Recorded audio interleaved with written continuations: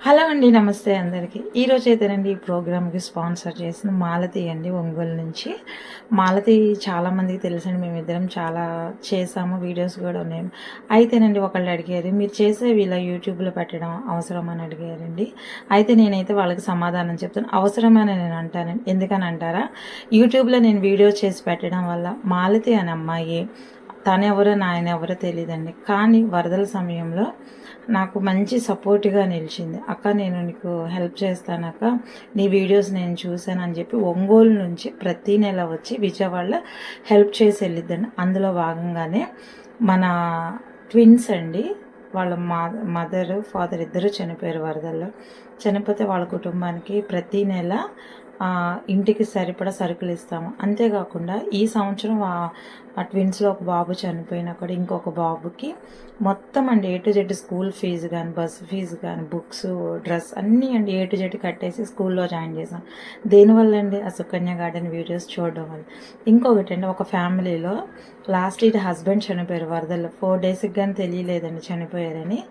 3 పిల్లలతో ఒంటరిగా ఉన్న మహిళకు మేము ప్రతి నెల అండి ఇంటికి సరిపడా సరుకులు, రైస్ బ్యాగ్ ఇస్తుందండి మా మాలతి. అది అండి యూట్యూబ్ వల్ల ఎన్ని కుటుంబాలు.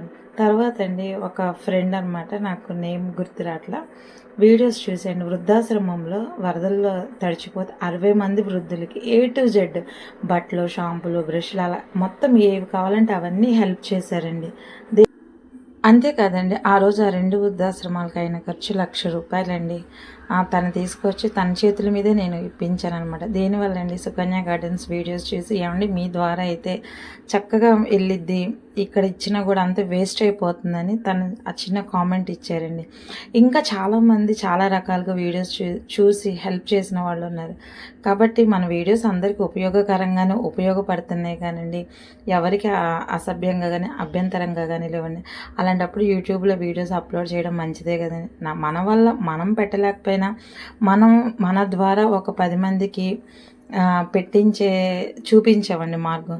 ఒకప్పుడు అండి కుడి చేతితో చేసిన దానం ఎడమ చేతికి తెలియకూడదనేవాళ్ళు, కానండి ఇప్పుడు 10 మందికి తెలియాలండి ఈ రోజుల్లో.